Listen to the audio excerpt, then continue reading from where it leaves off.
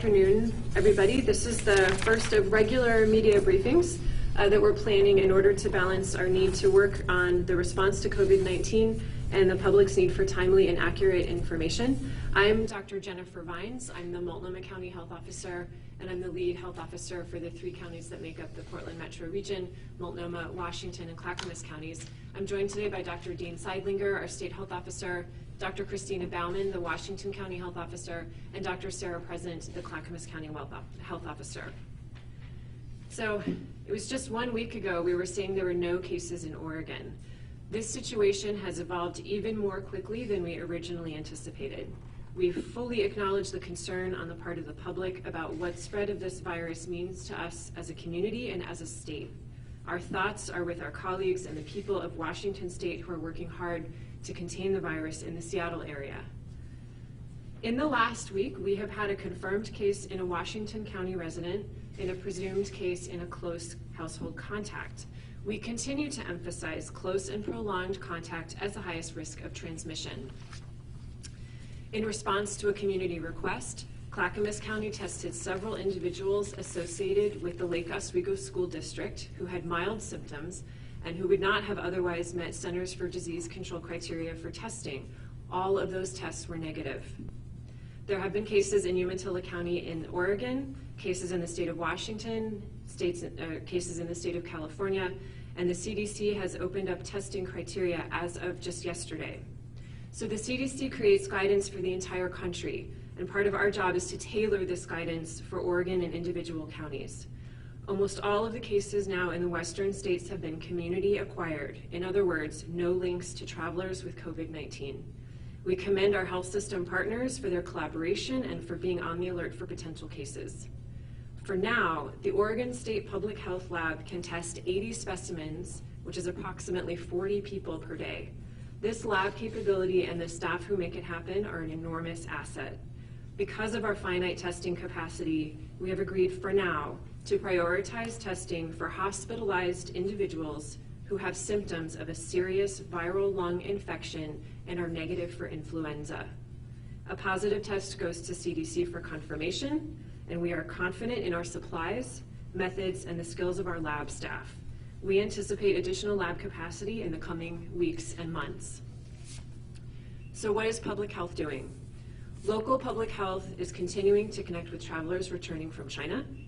We will continue to follow up on individual confirmed cases and notify people who were exposed to ask them to self-isolate for 14 days on symptom watch. Because the cases so far in Oregon were not associated with travel, we are preparing for the possibility of increasing community-wide transmission.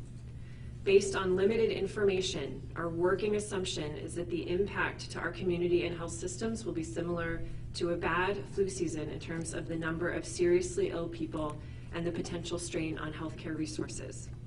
With that in mind, we are preparing guidance and plans for older adults and other vulnerable people who live in detention facilities, long-term care facilities, shelters, and those who may be unhoused. What are our community messages? Right now, it's stay home if you are sick. Please only seek health care if you otherwise would. Until Oregon is able to do more COVID-19 testing, the test again is prioritized for people sick enough to be hospitalized with symptoms of a viral lung infection. The temporary criteria for testing comes from a desire to protect our healthcare workers from those who are sickest and may need the kind of care that poses an exposure risk to our frontline workers. Anyone with mild illness who would not otherwise seek care does not need to be tested for COVID-19 at this time. There is no specific treatment, and our recommendation is to stay home until you are completely well for 24 hours. We know that people will still need care at clinics for cough illnesses. We urge outpatient clinic providers to go to the Multnomah County website for advice on basic infection control to get patients the care they need and minimize the risk to their staff and other patients. This is important. We are also renewing our public health advice to get a flu vaccine. Flu season can last well into the spring, and some regional flu indicators ticked up a bit last week instead of continuing to go down. The flu vaccine is an excellent way to lower your chances of having a cough illness and be able to continue working and going to school.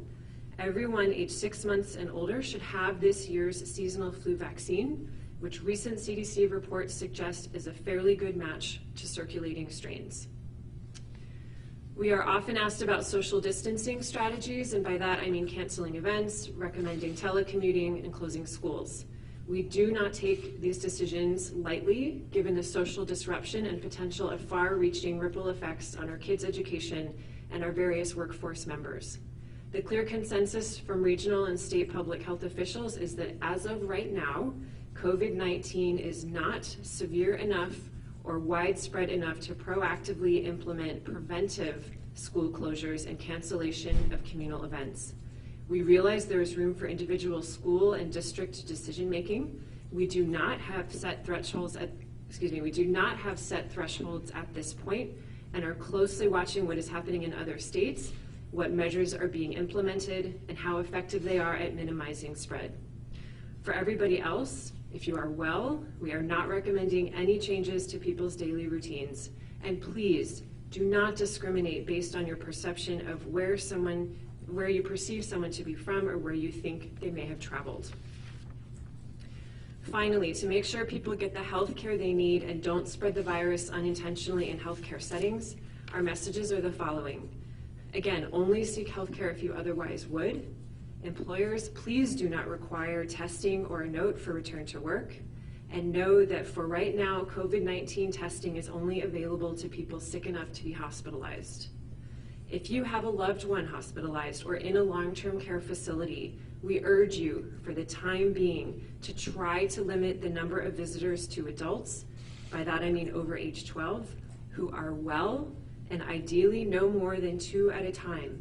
We also want to acknowledge that some communities have different practices around the presence of family when someone is ill, and we urge those communities to make sure everyone is well who is visiting, and we support hospitals to be flexible in their policies depending on the circumstances. That concludes the comments I had prepared. I'm going to turn it now to Dr. Seidlinger. Thank you, Dr. Vines, and thank you everyone for coming. We're having these regular briefings because we know people are scared. This is a novel virus, and the information we learn is changing, and we're committed to changing and responding as we learn that additional information, and also communicating to the general public through all of you. A few follow-up comments on what Dr. Vines talked about with laboratory testing. We are very happy with the expanded criteria that we're given for testing. And as of right now, in order to ramp up the ability to do additional testing, we're holding firm on some of the guidelines of testing those who are most at risk for exposure. So continuing to follow up any case investigations that we have on these cases, and then perform testing for those who are hospitalized with viral pneumonia and don't have influenza or another source. We anticipate that those guidelines will continue to evolve as we have clinical laboratories up and running, and as we're better able to do outreach to our healthcare providers to ensure that they have the equipment they need in outpatient settings, for example, to protect their healthcare workers who need to collect these specimens and do it in a safe manner that doesn't put them at risk or future patients at risk. So we are continuing to work with our local public health partners as well as our tribal health partners and our healthcare partners to assess what that'll look like. Again, thank you for helping us to get the word out. We know that you likely get tired of us talking about washing your hands, covering your cough, and not touching your mouth, nose, or eyes. I try very hard not to do that during these press conferences so that there's not a picture of me going around, as there have been some other health officials. But I joke and laugh a little bit, but those simple measures are really some of the best things that we can do right now as individuals to protect ourselves and to protect our families, and really to protect the broader health of Oregonians. They're very effective, and if people implement them on a regular basis and stay home when they're sick, we'll definitely see a decrease in spread of COVID-19 as well as influenza and other infections here in Oregon. With that, I will turn it over to my colleagues. I think we're just opening it up to questions, unless you all have specific comments. Just a clarification question. For the testing, only people who are hospitalized, is that correct? The criteria will focus on those who are hospitalized with viral pneumonia. which is what COVID-19 causes, that don't have influenza or another common test. We will continue to use the test if we identify cases and we're doing contact traces, as those are the ones who are most at risk for getting COVID-19. As Dr. Vines stated, in the follow-up of our initial cases, we haven't identified, other than one close household contact, contacts in the community, and that's good. That shows that we didn't see spread from these initial cases that we've identified.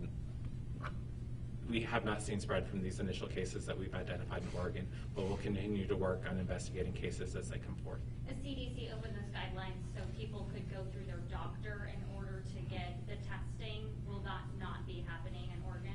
We will continue to alter the guidelines to expand the testing. We want to ensure that healthcare providers have, again, the equipment they need for their staff as they collect these specimens and know what's involved.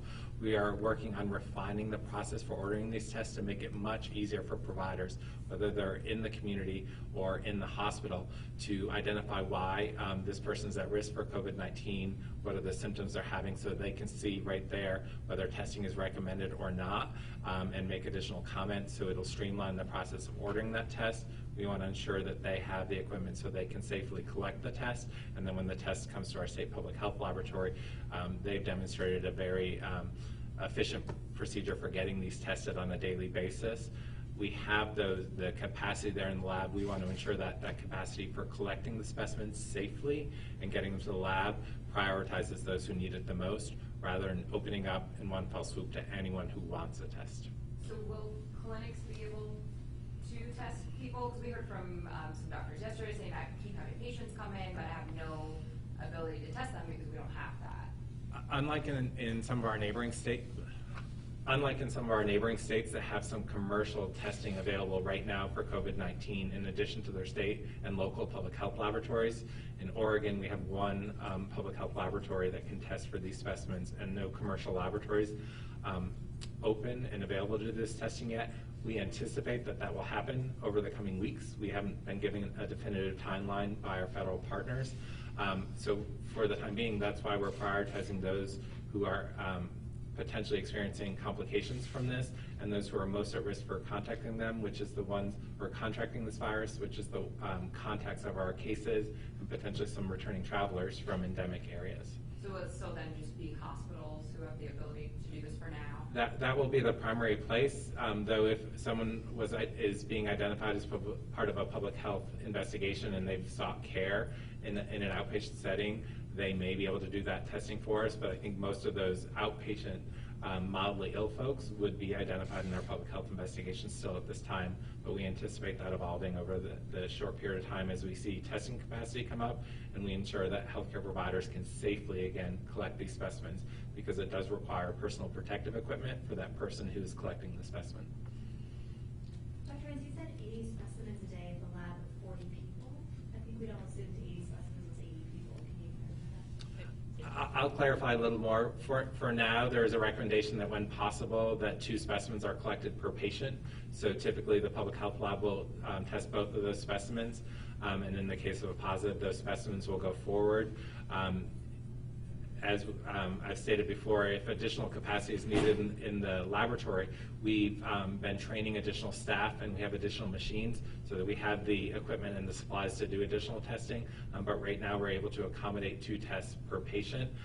If in the future that changes, and particularly if we see some guidance from the Centers for Disease Control and Prevention about which of those specimens is a better specimen for the test, we may be able to ramp down on the 2 tests per patient. I think it's previously been estimated that there might potentially be hundreds of cases in Oregon. With 1,500 tests at the state lab, 1,500 tests the state has, does the state have enough of these tests? Yeah, I think to meet the current demand, I think there are tests there. As you may have heard from Lillian Shirley, our public health director earlier today, that we have reached out to the federal government about receiving additional tests, and they've assured us that those tests can come. We are very concerned, and we want to work to ensure that those tests are used for those most at risk, which is why the criteria of opening up to all potential people who would like a test, who visit their doctor and ask for that test, may overwhelm the supply right now, which is why we're really working with our healthcare providers and local public health partners to test those who are most at risk, and as additional commercial testing comes online, we would see additional tests. Those wouldn't come out of that allocation that we're hearing from the federal government, which is really prioritized towards our public health lab system. And to clarify, that 1,500 number actually means 750 people. It depends. So the specimens we've gotten from people have ranged from 1 to 4 per person, and if we batch the tests, we can certainly make them go further, and that's the full 1,500.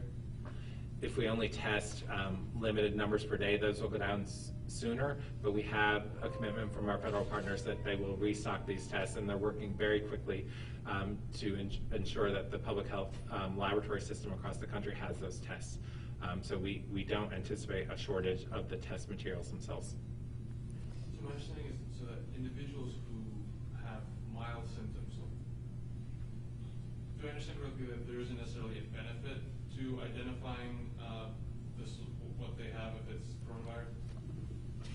Right, so when I say those who have mild symptoms can stay home, again, we don't have the testing capacity to test them for now. We're asking them whether they have coronavirus or influenza or anything else that they might spread to someone else. We are asking them to stay home until they're well for 24 hours, and that will stay in place as a community precaution until we can bring testing online and then reconsider what our advice is.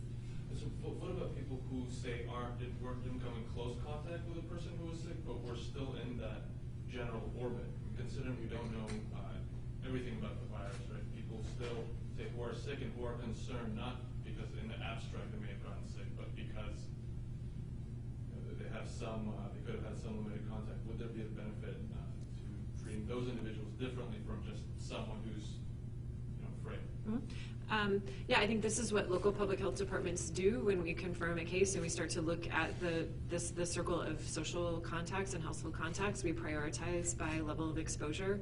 Again, given the specific scenario, given the testing available, sometimes we are able to offer more out of an abundance of precaution. I think in this case we have to balance the testing of those close contacts and an understanding of the risk with how many tests we have available to us statewide. Are the tests running at capacity? So are you running 80 tests a day? We have not been, based on the requests that come in, and that's why we worry about going from a fairly limited higher risk population, which is those who we've identified through our contact tracing, who had contact with one of the folks with COVID-19 or are returning travelers from some endemic areas, and then adding the hospitalized patients. We've been running on not at capacity, but we do know that if we said anyone who has symptoms of potentially a fever, a cough or trouble breathing, who may present to their doctor, we couldn't meet the demand for all of those people who came in with that 80, even if we surged up our microbiologists. So we want to make sure that those tests are available for those who are at highest risk. We know that there's transmission in the community. Our first and third case, we can't trace back where they got that from. But we also feel good in the sense that as we did a very thorough public health investigation, our local partners, state colleagues, tribal partners, in working to see who these cases had contact with, there was only one household contact who had fairly close contact with someone who came back positive for COVID-19. The other contacts in settings like the school and the locations where people even had close contact where we thought they're at higher risk didn't come back. So that can make us feel good that our public health system is working right now to identify those at highest risk, and that there isn't a significant risk based on that because we haven't seen a lot of transmission in those cases. What resources would the state need to meet the new CDC guideline recommendation? So we want to assure that healthcare providers know what personal protective equipment their staff would need in order to do this test. This test can put that healthcare risk at a higher risk for infection during the collection method. So do they have the masks and face shields and other protective equipment they need for their staff? Do they know that collecting that specimen in one of their exam rooms or another room, that would require leaving that room empty for 2 hours? Do they have the facilities to do that so that as they decide if they're going to start testing patients, they can do it safely? So we want to ensure that personal protective equipment is there. And right now we're prioritizing making sure our first responders, our healthcare systems have what they need. They are getting it through their usual supply chain, but we do see some requests coming in for that. So we want to make sure that system's in place. And we want to make sure that we have the tests available to test those who are sick and in the hospital, as well as the contacts that are identified during a public health investigation. So we anticipate that as commercial testing comes online soon, that'll be able to meet much of the demand in the outpatient setting, and we can ensure that from a public health protection standpoint, Oregonians have what they need in our public health lab in Hillsborough to test when those situations arise. Does the state have a timeline or anything like that? We don't. We've been told from the federal government that we anticipate those commercial testing coming online in the next week or two. The federal government continues to have calls with commercial labs, and we do know that there are academic and commercial testing going on in neighboring states, so we hope that'll be soon. Do you know how long is a person with COVID-19, how long they might be able to spread that they're contagious for? Do we know that yet? So again, we're still learning about this virus. I don't think we have that pinned down yet. I know you are all aware of reports of people testing positive for the virus and potentially spreading the virus before symptoms start. We are still working on an assumption that we've linked to other new coronaviruses, which is that people are most infectious when they have symptoms, and especially when they're coughing. So as far as how long they're infectious, it's until their symptoms resolve, and then we're adding the 24 hours to that out of an abundance of caution to say make sure you're completely well for 24 hours at a minimum if you've had any kind of mild cough illness. So, how many tests are we running per day? We can do 80, but how many are we actually doing? I don't have the total test numbers in front of me, but we've been running the tests that arrive, and we haven't had to postpone any. We've had typically between 10 and 20 individuals that are tested in our public health lab. Why is it so much lower than the amount we're able to test? Because we want to test those who are most at risk. So we've identified those who are hospitalized with severe respiratory illness and are testing those specimens, as well as all the specimens that our local public health partners, both in the metro area in Washington and Clackamas County, as well as in Umatilla County, have identified as contacts to those first 3 cases. And those are the cases that were identified at most at risk. Other folks who may have had contacts with these individuals didn't have the prolonged close contact that would put them at higher risk for this than the general public. Would there be a benefit, though, to testing people just to know that they have it, so they are more likely to stay home if people are concerned? There definitely is a benefit, but it doesn't change our messaging or what we're asking people to do. We talk about this during flu season, that people with mild illness who aren't having trouble breathing, who don't feel bad enough to go seek care, don't need to seek care just to get that test. It can put our healthcare providers at risk. It can also put that individual at risk for other infections that may be in that setting. So we ask, and we continue to ask, that people with mild symptoms would stay home and recover and stay home for another 24 hours before they return to work or school. And we know that this is a novel virus and people are more concerned, but so as we learn more about this virus, one thing that seems to hold true is the vast majority of people have mild symptoms and recover without any interventions, and that's 4 out of 5 people. The much smaller percentage do have some need for additional medical attention, and we encourage folks that if they need to seek medical attention, they call ahead, alert the provider so they can make arrangements to come in safely, and again, those with urgent medical needs, call 911 so they can get the care they need. So Dean, I'm trying to put together sort of like the logical steps here. So there are individuals, say, who are closer in that circle of potential exposure, say students at the school who didn't have close contact with the individual, right? There's some who might be sick and who said that they're sick, right, and they can't get tested, okay? Because they're not quite within that circle. Now their symptoms might be mild, and them, say, getting tested wouldn't necessarily change their course of treatment, just stay home. However, if they know that they have the coronavirus, they would say be more likely to stay home. And if they do have the coronavirus, while their condition might be mild, they could spread it to others who are much more vulnerable, right? So given that there is the capacity to test more, why not expand the circle to include the people who have just one another degree of separation And I think as part of our public health investigation, hopefully our local public health colleagues feel this way, we were very more liberal in testing individuals, whether it was at the school or other contacts, because we wanted to try and determine, okay, we've identified our first patient, a household contact, and then a third patient in another part of the state. For those who are most at risk, to be fairly liberal with contact at the school or in other places who had symptoms. Because again, if you don't have symptoms, you likely don't have COVID-19. People will have some mild symptoms, so we even included those mild symptoms in our contact tracing and ability to test. So can anybody who's, say, at the school get tested if they have symptoms?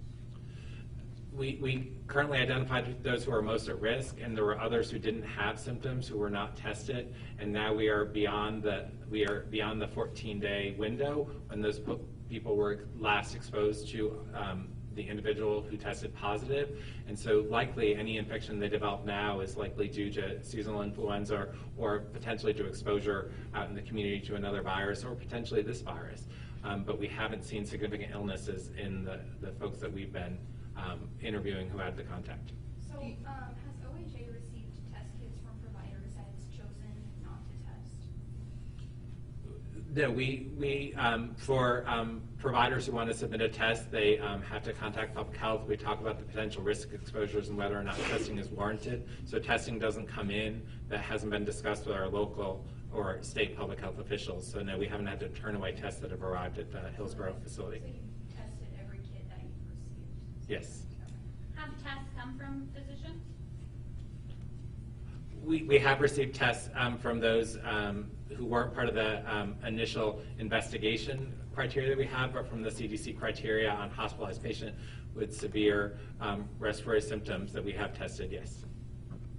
I just want to go back to what you just said. I think that's significant. That pool of people that were potentially exposed to the school has not become a big, widespread indicator of people getting this illness.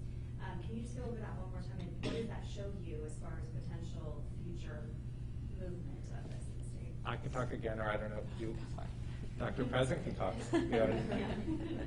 I need to look to my left. No, I do just want to reiterate that the case at the Forest Hills Elementary School, the school did close out of an abundance of caution and to get a better sense of the situation after that first case was identified in an employee there. They were closed for 3 days this week, which gave us time to, sorry, I keep losing that. Which did give us time to test several school community individuals who would, with mild symptoms, who would not have otherwise met criteria for testing, and those all came back negative.